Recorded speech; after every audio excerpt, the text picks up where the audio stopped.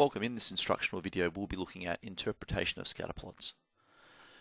The scenario we have is we want to examine what effect does the daily maximum temperature in degrees Celsius have upon ice cream sales. Here's our figures, 12 days, that shows our temperature maximum and our ice cream sales. In this video we'll be performing 4 tasks. The first is to complete a linear regression using the least squares method. The second is to produce a scatter plot of the data. The third is to interpret the gradient and y-intercept in real terms, and the fourth is to use our least squared method of regression to make predictions. So first of all, let's look at our data. We'd like to perform a linear regression, so we select Menu, Statistics, Stats Calculation, and Linear Regression. The X data we had was the daily temperature, and the Y is the sales. Okay, so from here we can see that the gradient is a value of 30.0878, etc., and the y-intercept is minus 159.47. There's other information here about correlation coefficients and residuals, but we'll leave those for another video.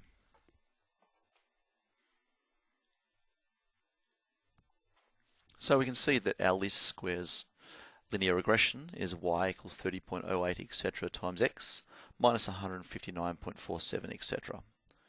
If we substitute our correct variables, we know that y represents our sales and that x represents our maximum daily temperature.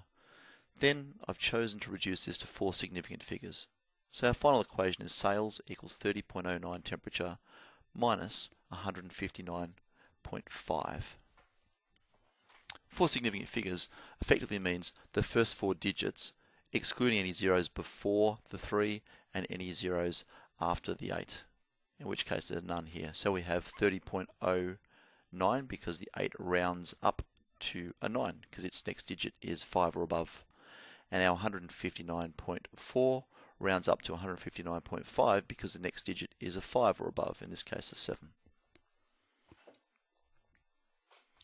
Let's have a look at our graphing using the TI-Nspire. We'll select a graph. Our x-axis was temperature. Our y-axis was sales.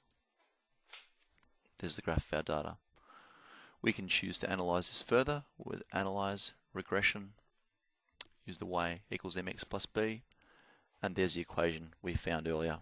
A second technique in which you can find or complete a linear regression using the least squares method.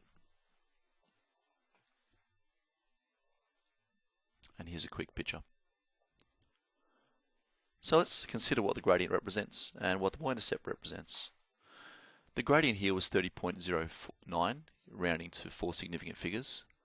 Remembering the gradient represents how much increase or decrease you get with your y variable as a result of a unit increase with your x variable. So our statement here would be on average for every 1 degree increase in temperature, that is the x variable, ice cream sales will increase by $30.09, that being the y variable. If we look now at the y-intercept, which is minus 159.50, y-intercepts occur when x equals 0. So we can state that the minimum daily temperature, when the minimum daily temperature is 0 degrees Celsius, the sales made are predicted to be minus $159.50. Now in this case the prediction is not particularly relevant, but in other examples there will be a useful interpretation of the y-intercept. Let's now look at making predictions. Our first task is to use the least squared regression equation to predict the ice cream sales in dollars when the maximum daily temperature is 21 degrees Celsius. You can see here all I need to do is substitute in 21 for temperature in my equation, and it gives me a prediction of $427.39. If you have difficulties making this type of calculation, then you can always use the solve function. So I have here solve in brackets sales equals 30.09 multiplied by 21, that was the temperature we were using to make the predicted sales, minus 159.5, and the comma sales tells the calculator you want to solve for sales, and it too predicts a sales of $472.39. So we always try and put a sentence answer. So for a temperature of 21 degrees Celsius, the least squared regression equation predicts ice cream sales of 427 and 39 cents. Now this type of prediction is called an interpolation because our original temperature of 21 is within our original data set. The smallest temperature we had was about 11.9 degrees and the largest temperature was 25.1. So 21 degrees is right in the middle of that data set. So we have some confidence with this prediction. It is an interpolation. Our second prediction asks us to use the least squared regression equation to predict the maximum daily temperature when the ice cream sales are $500. So we start with our equation, we substitute in sales of 500 and we use our algebra skills to come up with an answer. The temperature must have been 21.92. Again, using the solve function on your calculator, I can start with my equation. This time I know the sales are 500, so I write in 500. I use the variable temperature and I tell the calculator we're solving for temperature. It does the algebra for us and also predicts a temperature of 21.92 degrees Celsius. Again, answer this in a full sentence. For ice cream sales of $500, the least squared regression equation predicts a maximum daily temperature of 21.92 degrees Celsius.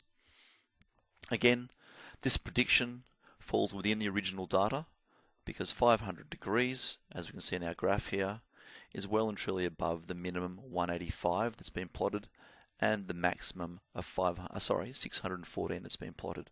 So this is an interpolation and we'd be confident with this prediction based on the linearity of this graph and the fact that it is an interpolation. Finally, we're asked to use the least square prediction again to calculate the sales when our temperature is 30 degrees. So we substitute in temperature equals 30 into our equation and this gives us a prediction of $743.20. If we have a quick look using our calculator again with the solve function, you can see here I've substituted in a temperature of 30 and the solve function predicts sales will be $730.20 as previously stated. So we write our answer out in a sentence.